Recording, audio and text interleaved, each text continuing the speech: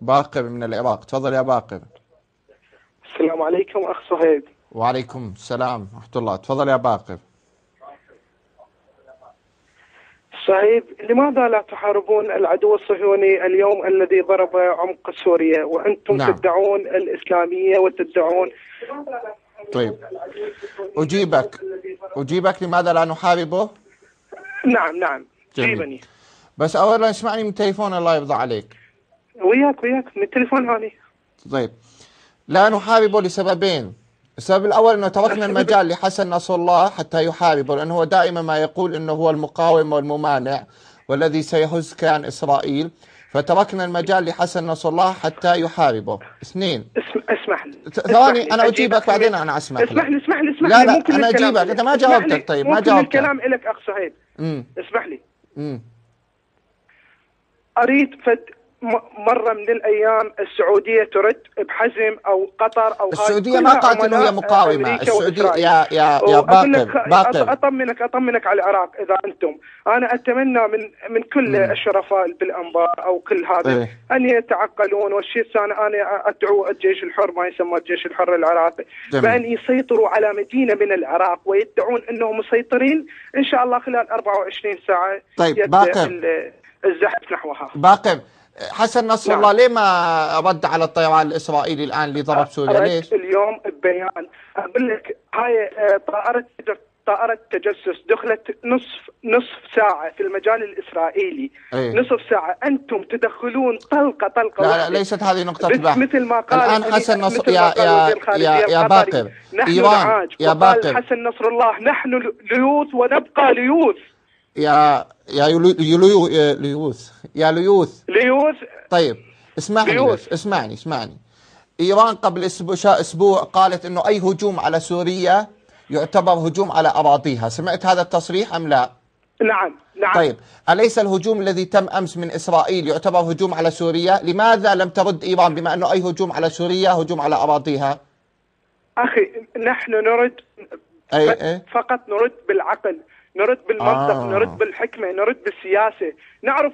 نعرف يعني شعارات شعارات إيران والخميني وأنه سيمسح إسرائيل على الخارطة، هذا كذب. أنتم ما أقدر أنا أتجاوز، لأن أريد يعني جدي وحوار. هذا جدي. أنا أسألك، أنت تقول إحنا نرد بالحكمة. بعيد عن طيب المفاهيم حبيبنا، هقول لو تنزل لي الصوت لأني أبغى أتفاهم معانا. الآن أنت تقول لي يا باقر، تقول لي إنه أنت ترد بالحكمة والعقل. هذا يعني إنه الخميني وإنه حسن نصر الله كل خطاباتهم خطابات. اسمح لي أنت تتجاوز على المراجع. أنا ما أقدر أتجاوز أنا على.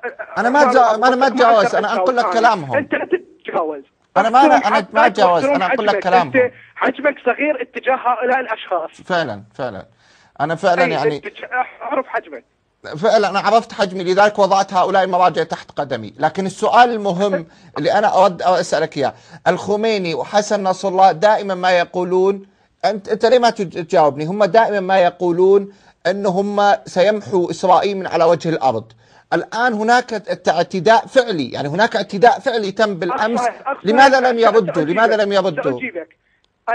أجيبك. قائد نصر الله سوف يرد وبحزم على متى؟ الصهيوني. متى؟ سوف نعد هذا الكيان الصهيوني هو الخاسر الوحيد، والخاسر الثاني هي السعودية، وسنرفع علم يا حسين فوق قبة النبي الأكرم صلى الله عليه وآله وسلم. جميل.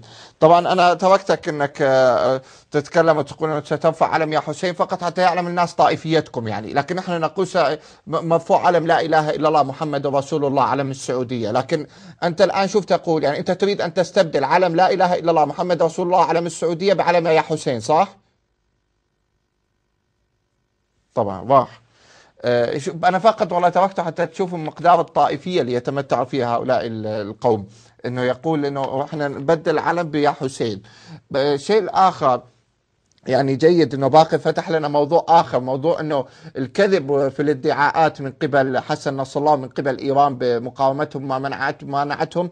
بالأمس طائرة إسرائيلية بكل جرأة تقصف موقع داخل سوريا، وطبعا النظام السوري فقط كل ما فعله انه اصدر بيان انه حصل خروقات، لكن قصف لا، لانه طائراته تقصف حمص وحماة وحلب والدرعا مشغولة طبعا بقصف هذه المدن، ووعدهم بشار الأسد ومن وراءه حسن نصر الله أنهم يردوا على هذه الغارات لكن بمجازر جديدة لدى الشعب السوري. أما كما قال باقر أنه سيرد حسن نصر الله، فعلا سيرد، لكن متى؟ بعد أن ينتهي من قتل الشعب السني في سوريا ومن إرسال شبيحته إلى حمص تحديدا لكي يقتلوا الشعب السوري السني. هذا طبعا مشغول عن حسن نصر الله بهذه المقاومة والممانعة. بعد أن ينتهي من المقاومة والممانعة هذه يذهب إلى إسرائيل ووقتها يزيلها من الخارطة.